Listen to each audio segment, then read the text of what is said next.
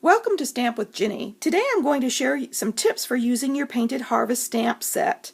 Here's a card that we recently made at my holiday catalog kickoff using this set. These flowers are quick and easy to make, and I'll show you how to get started. When you receive your stamp set, you're going to find on the plastic sheet the stamps are held on these little triangles that are notated on your set. I've got them here on this white piece of cardstock, so hopefully you can see them easier. And what I recommend you do is to take a Sharpie and mark the stamp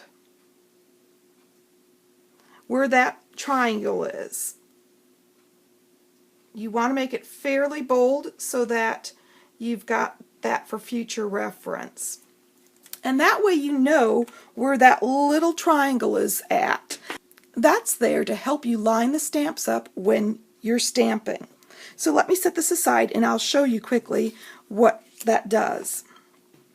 I've got my 3 stamps here to show you how to do the flower, and I'm going to open up my fresh fig, and I am going to look for that little mark, ink up my stamp.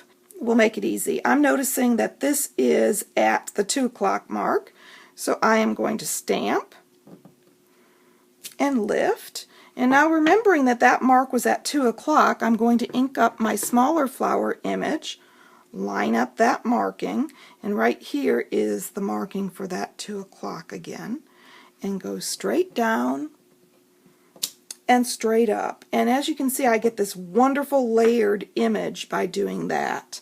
The center is going to be done the same way. I've got my little mark on the stamp, and I want that at 2 o'clock, so I am going to line that up and stamp, and there we go.